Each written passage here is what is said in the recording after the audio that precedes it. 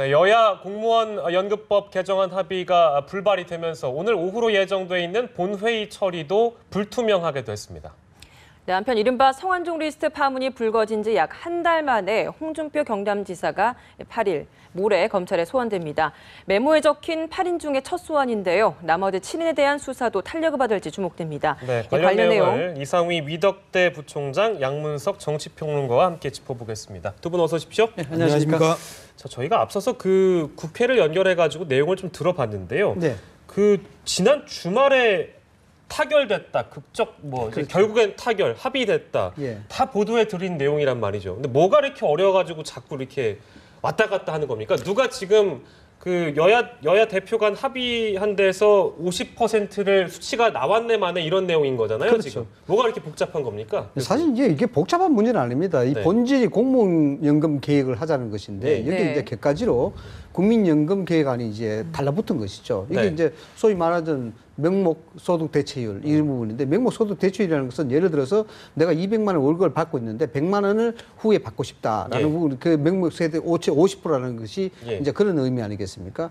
여러 가지 이제 어렵게 이야기하면 사실 굉장히 어려운 얘기인데 네. 이 부분이 모든 것이 다 이제 국민의 부담을 전제로 하는 것이거든요. 네. 국민의 부담을 전제로 했다는 것은 결국 국민한테 이 얘기를 먼저 하고 난 다음에 여기에 대해서 가타부터 결정이 돼야 되는데 그런 절차적인 것을 모두 생략하고 정치적으로 합의하는 데 대해서 그게 비난이 있는 것이죠. 그것 때문에 과연 이게 이제 정치적으로 합의하는 것이 옳은 것이냐라는 그런 문제를 두고 있는 것이고 정부 입장으로서는 당면한 문제가 공무원연금 계획을 해야 되는데 여기에 국민연금 계획까지 소위 말하자면 공적연금까지도 연결을 시켜버리면은 예. 결국 공무원연금도 이게 효과가 없어질 수 있는 그런 네. 효과가 되기 때문에 네. 당연히 이제 비난을 하고 반대하는 입장이 되는 근데 것이죠. 뭐 야당에서는 수치를 명시를 해야 이 처리에 동의를 하겠다는 거고 그리고 수치에 대해서 충분히 합의를 했는데 왜 말을 바꾸냐 이런 집 얘기거든요. 네, 현실적으로 말을 바꾸고 있는 거는 그 사실이고요. 그다음에 사실입니까? 예. 그다음에 40%에서 50%로 그 소득 대체율을 그 인상하는 부분에 대해서 예. 일부 언론들부터 시작해서 정치권 내에서 수많은 그 또 비난 여론이 나오지 않았습니까? 네. 그런데 OECD의 평균이 대부분 다 그 소득 대체율 50%를 그 유지하고 있고 그리고 예. 우리 국민들도 그러한 그 부분에 대한 상당 부분의 공감대를 가지고 있단 말이에요. 방금 그 이상인 교수 이야기하셨던 국민의 부담이다라고 예. 이야기를 하셨는데 국민의 부담이라는 부분을 역으로 보면 실질적으로 더 2천만 명 이상의 국민연금 가입자들에게 50%의 혜택을 주기 위한 그 노력이잖아요. 그러면 예. 국민에게 드리는 혜택이거든요.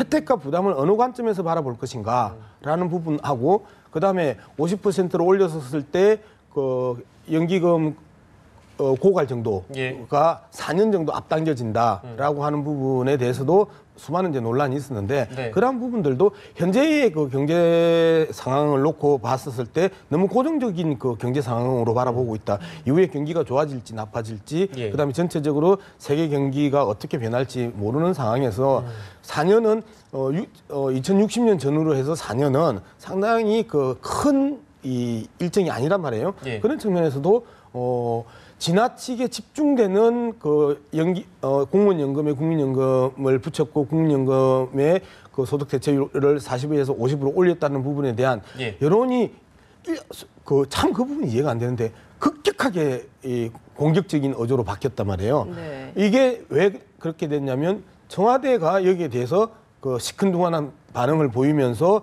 한국의 언론과 여론이 함께 움직였다는 거죠. 네. 그런 측면에서 봤었을 때 국민연금을 그 소득 대체율 10% 정도 상향 조정한다는 부분들은 그 큰 문제는 아니다. 그리고 두 번째, 예. 이렇게 여론이 바뀌면서 지난 5개월 동안 끌어왔고 박근혜 정부에 있어서 그 4대 개혁 과제 중에 하나였던 공무원연금법의 개정이라는 부분이 그 어떻게 보면 큰 업적이 될 수 있고 그다음에 사회적 합의라는 그 대표적인 합의체로서의 그 성과란 말이죠. 예. 이제 이런 측면에서 보면 현재 여당에서 이 부분들을 명시적으로 그 표현하지 않겠다라고 한다면 이후에 어떠한 그 여야 합의도 그 이 서로가 신뢰를 갖고 할 수 있겠느냐. 특히 이번 같은 경우에는 당 대표, 원내대표 사자 회담에서 예. 결정된 부분인데 한국에서 최고위층 4명이 합의한 부분을 또다시 업고자 한다. 여론이 좀 안 좋아져서라는 부분에 대해서는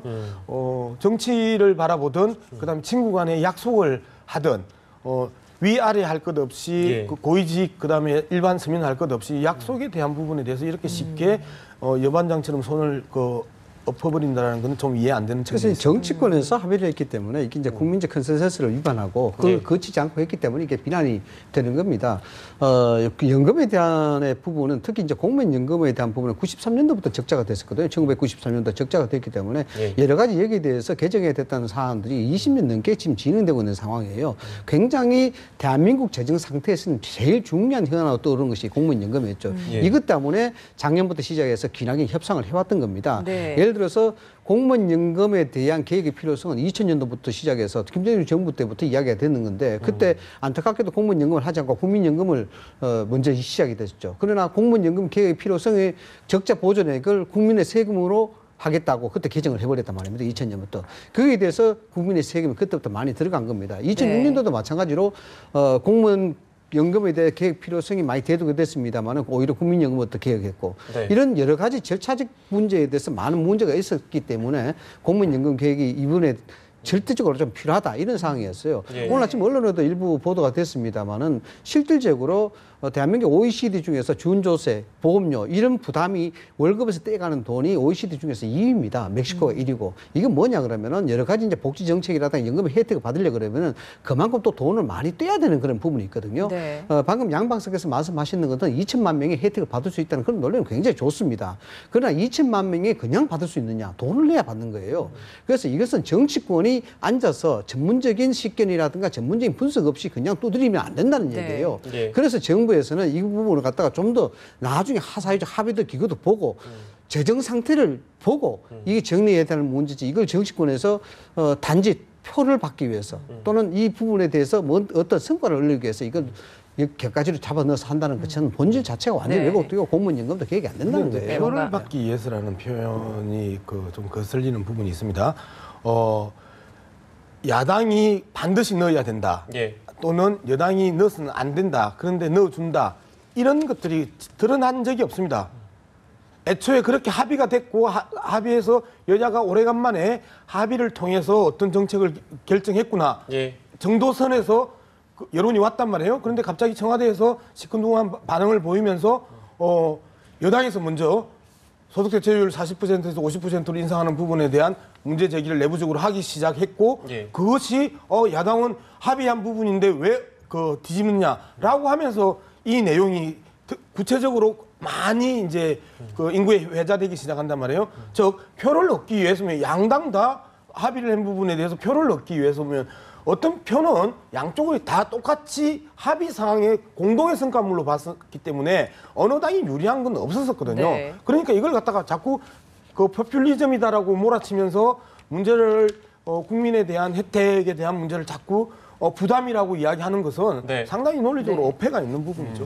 아주 알겠습니다. 중요한 어쨌든- 정책입니다. 저 한 말씀만 좀 네. 드리고 싶은 게 이게 이제 본질적으로 우리가 한번 따져볼 필요가 있는 문제입니다. 여야 정치권이 사실상 정부의 특정 정책에 대해서 여기에 상당한 월권을 한 셈이 되는 겁니다. 이 부분은 야당은 공무원표를 의식해서 이렇게 진행이 되는 것이고 여권은 업적을 위해서 이렇게 진행이 되는 것이다. 이렇게 네. 비판을 받을 수가 없는데 왜 그러냐 그러면은 대한민국 헌법 66조에는 대통령 수반이라고 이야기를 합니다. 그 수반이라는 것이 뭐냐 그러면은 대한민국에서 일어나는 모든 국정 전반에 대한 최종 의사 결정은 대통령이 한다라고 되어 있어요. 이것이 네. 정책으로 비춰본다 그러면은 네. 과연 그럼 정치권에서 이렇게 국가의 재정과 국가의 미래에 지대한 영향을 줄 수 있는 정책을 함부로 결정할 수 있느냐라는 문제가 있는 것이에요. 네. 사실상 대통령 중심제를 하지만은 대통령이 그것을 추진해 나갈 수 있는 특정 권한이 대한민국 사실 미약합니다. 이기 때문에 청와대 또는 정부가 할 수 있는 것이 한계가 있을 수밖에 없어요. 왜냐하면 국회 같은 경우에는 5인 입법을 취하면 이런 정책도 그냥 가는 거예요. 자, 생각을 해보자고요. 국민연금의 주체가 어딥니까? 정부가 주체를 하는 것이거든요. 실행을 하는 것이고.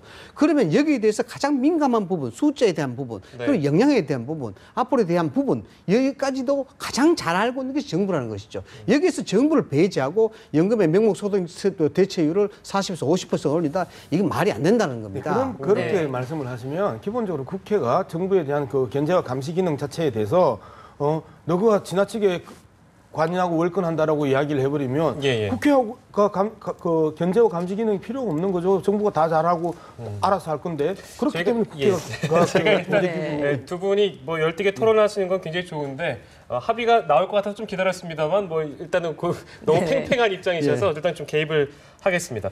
다른 주제로 좀 넘어가 볼게요. 야당 얘기를 좀 해야 되겠는데요. 일단 분위기가 썩 좋지는 않습니다. 뭐 지금 언론에서 나온 얘기는 다시 뭐 백바지하고 난닝구 얘기가 나오는데요. 이 얘기는 뭐 어떤 얘기입니까? 지금 야당에 대한 얘기죠. 먼저 하시겠습니까? 먼저 하십시오. 근데 백바지라고 이야기하는 게 유시민 예, 전 예. 그 보건사회부 장관이 첫 이 재보궐선거에서 초선으로 국회에 들어가서 국회 선서를 할 때 예. 이 하얀 청바지를 입고 옵니다. 그래서 이제 백바지라는 표현이 나오고 그 다음에 상대적으로 오래된 이 구정치인들을 예. 난닝구라고 표현을 하면서 이제 백바지 네. 난닝구 논쟁이 벌어졌고 그리고 요 과정에 있어서 이제 많은 상징성들을 가지고 있는 거죠. 네. DJ 진영을 난닝구, 예. 그다음에 이제 진노 진영을 백바지, 예. 이제 이런 그 상징어들이 이제까지 연결돼 왔던 내용이죠. 네. 현재 뭐 분당 사태와 관련해서나 이제 민주당 내에서 그 새정치연합의 그 내에서 이제 논의가 있는데 예. 실질적으로는 전정배 의원을 중심으로 해서 발생하는 이제 논쟁이거든요. 분당 사태를 거론하는 사람들도 있고 그 다음에 전정배와 동교동계의 결합론 이런 부분이 있는데 첫 번째 전정배 의원과 동교동의 결합이라는 부분들은 현실적으로 상당히 어려운 영역입니다. 네. 네. 새정치민주연합의 전신인 민주당, 그 앞에 민주통합당, 그 앞에 열린우리당, 그 다음에 그 새천년 그 국민회의. 예. 새천년 국민회의에서 열린우리당으로 넘어올 때 전신정, 그러니까 전정배, 그 다음에 신기남, 그 다음에 정동영 이 세 네. 사람이 실질적으로 주도하면서 그 열린우리당을 만듭니다. 예. 그 과정에 있어서 이 동교동계를 다 배제를 해요. 그래서 꼬마 민주당, 제2의 꼬마 민주당으로 또 전락을 시킵니다. 예. 하면서 이때부터 이분들의 감정은 서로가 넘을 수 갈등이 있었다. 하회할 수 없는 과정이었고, 예, 예. 그리고 여전히 전정배 의원은 동교동계에 대해서 그 구습 정치인으로 계속 배제를 해왔던 상황이고, 네. 근데 예. 이분들이 결합할 수 있겠느냐라는 게 첫 번째고, 그다음에 동교동계가 실체가 없잖아요. 예. 다 70대 그 어르신들이 그 동교동계를 구성하고 있는데 그분들이 과연 정치적 그 결사체로서 또는 정치 세력으로서 세력할 수 있는 예. 현실적 기반이 있냐라는 부분에서는 없다고 보는 거죠. 그러면 동교동계와 천정배 의원의 결합이라는 것들은 말 그대로 정치평론 영역에 있어서 만들어냈던 상상 속의 허구라고 보는 게 그 타당한 분석 아니겠느냐. 그런데 이런 단어들이 자꾸 거론되고 나온다는 것이 네. 결국엔 그 야당 내부에서도 굉장히 흔들리고 있는 사람들이 많기 때문에 이런 얘기가 나오는 거 아니겠어요? 4.19 재보선이 끝나고 난 다음에 새정치 쪽의 의원들이 여러 이제 멘트들을 많이 했습니다. 여기에 예. 대해서 분석을 많이 했었는데 대부분 분석에서 이야기에 나온 내용들이 예. 비노와 친노의 대결로 선거를 몰아가는 것은 그것 때문에 몰아서 좀 무리가 있다. 앞으로 단합을 해서 잘해보자. 뭐 이런 것들인데 그다음에 선거 원인에 대해서 패배 원인에 대해서 뭐냐 그러면 또 분열이라고 이야기해요. 여기에 분열이 있고 공천이 잘못됐고 개파 간의 어떤 공천이라든가 이런 것들 배려하지 못했다라는 예. 그런 것인데 여기에 대다수 그런 분석을 내놓은 것이 상당히 모순되는 부분이 많죠. 네. 자, 궁극적으로 4.19 재보선 참패를 했는 건 사실입니다. 그럼 새정치가 갖고 있는 문제가 결국 본인들도 다 자인했지만은 결국 분열에 대한 문제거든요. 분열에 대한 문제. 이걸 어떻게 갈등을 수습시켜 봉합해 나가냐는 문제인데 네. 가정을 해보자고요. 가정을 해보려면 지금 문재인 당대표 체제로서 그냥 계속 간다. 그러면 이 갈등이 봉합되고 야당으로서 야성을 회복할 수 있겠느냐에 대한 문제입니다. 아마 이런 가상적인 시나리오가 될 거예요. 문재인 당대표가 계속해서 정면 돌파를 해서 당대표를 유지하고 간다라면은 지속적인 비주류로부터 공격에 시달릴 것이고 또한 호남에 대한 동교동이 실체가 없다고 하지만은 호남 네. 정치에 있어서 상당한 상징성을 갖고 있는 건 사실이에요. 그렇기 때문에 지속적인 또 공격을 할 것이고 야당의 분열은 특단의 대책, 그러니까 개혁적인 혁명적인 특단의 대책이 없이는 문재인 당대표가 계속 흔들릴 수밖에 없다. 그럼 문재인 당대표가 어느 정도 역량을 가지고 이걸 봉합해낼 것이냐라고 봤을 때 문재인 당대표가 1년의 당대표가 난 다음에 과정부터 시작해서 예. 물론 뭐 앞서서 대선이 끝나고 난 뒤부터 이런 과정을 봤을 때 그 정도의 능력이 있느냐에 대해서는 상당히 물음이 가는 겁니다. 네. 자, 그러면은 반대로 한 말씀만 뭐 요약을 하자면은 반대로 그럼 문재인 당대표가 사퇴하고 난 다음에 어떻게 될 것이냐. 라는 문제는 네. 그 자체가 당연히 혁신적이고 혁명적인 안이 되는 겁니다. 그래서 사퇴 자체가요? 사태 자체가 당연히 혁명적인 안이 되는 것이죠. 왜냐하면 친노의 개파 기득권을 내려놓는 그런 어떤 상징적인 모습이 되기 때문에 네. 제3지대 그러니까 야당의 해체모야식으로 해서 네. 3지대에서 당을 새로 만든다거나 또 아니면 호남의 지역성을 가지고 호남 신당을 만든다거나 이런 부분들이 상당히 쇠퇴를 그런 가능성이 높다는 것이죠. 네. 그럼 어느 것을 먼저 해야 될 것이냐 문제가 있는 것이죠. 결국에 선택의 문제인데요. 분당 사태가 일어날 것이냐 말 것이냐가 최종적인 우리의 관전 포인트고요. 예. 그 앞 단계가 전정배 의원하고 동교 동계가 어떻게 결합할 것이냐가 예. 또 앞 단계고 그 우리 시선에서 가장 가까이 있는 거는 박지원 전 원내대표의 이후 행보입니다. 예. 박지원 전 원내대표가 어떻게 움직이느냐에 따라서 동교동이나 전정배 의원 영역이나 이 부분들이 어떻게 움직이느냐인데 예. 미루어 짐작컨대 박지원 대표가 조영택 지난 그 재보궐선거에서 광주에 출마했던 조영택 그 후보의 개소식에 한 분을 갑니다. 그리고 나서 관악을을 예. 몇 차례 갑니다. 그 다음에 칭병을 하고 병원에 입원을 해버립니다. 예. 이 과정에 있어서 최근에 이제 이 언론의 시선이나 그 국민의 시선이 박지원 대표의 행보를 자꾸 놓치는 것 같은데요. 예. 박지원 대표가 어떻게 판단하느냐, 즉 문재인 현 그 당 대표 체제로 상당 부분 끌고 가야 된다고 판단하느냐, 예. 안 그러면 이 부분에서 정리를 해야 하느냐를 판단할 때 그분이 어떻게 결정하느냐에 따라서 전체적인 정세와 그 야당 내의 세력의 이합 집산이 만약에 있다면 그 발생할 수 있고, 안 그러면 다시 한 번 더 문재인 대표에게 힘을 주자. 예. 아직까지 쑥과 마늘을 먹은 지 100일도 안 됐으니까. 예. 라고 하면서 그 힘을 주면 그 쉽게 안정될 수 있는 그 판이 만들어지지 않을까. 네. 저는 이제 그렇게 판단합니다. 알겠습니다. 네. 뭐 내일 원내대표 경선도 있다고 하니까 지금 새정치연합이 어떤 돌파구를 찾을지 좀 지켜봐야 될 것 네. 같습니다. 예. 뭐 홍준표 경남지사 이야기를 좀 해보겠습니다. 네. 모레 이제 소환 통보를 받았는데 10시까지 출석을 한다고 합니다. 네. 뭐 자신이 팩감으로 사용되지 않겠다라고까지 이야기를 했던 사람인데 결국 소환됐어요. 검찰 수사가 탄력을 받을지 정말 이 부분도 궁금하거든요. 네, 어떻게 보십니까? 홍준표 지사 입장에서는 우리가 장기나 뭐 받을 쯤에 외통수에 걸린다고 이야기를 하잖아요. 빠져나갈 수 있는 구멍이 없는 상황에 예. 걸려들었단 말이에요. 그리고 백감 운운할 게 아니라 또 오늘 그렇게 이야기를 합니다. 윤 부사장이 대선 자금도 줬을 네. 수 있다라고 이야기를 하면서 본인이 살아남고자 하는 수를 쓴 게 아니라 같이 죽자라는 물귀신 수를 써버렸단 네. 말이에요. 네. 그러면 이 상황에 있어서 홍준표 지사가 살아남기는 현실적으로 이 출구가 다 막혔다라고 네. 봐야 되고, 현실적으로 홍준표 지사에게 자꾸 집중되면서 나머지 7인의 명단이 또다시 국민의 시선 속에서 사라져버린단 말이에요. 네. 예. 이 부분들을 빨리 복원시켜서 대선 자금에 대한 문제를 명확하게 네. 수사해라. 그리고 야당이 걸려 있으면 야당까지 털어라. 네. 해서 현재 7명부터 그 검찰 수사가 빨리 시작이 돼야 되는데 네. 8명 중에 가장 비핵심이라고 이야기할 수 있는 8번 타자 홍준표 선수만 계속해서 스포트라이트를 네. 집중시키면서 나머지 1번부터 7번까지의 핵심 몸통들에 대한 수사가 예. 계속 더딘 부분이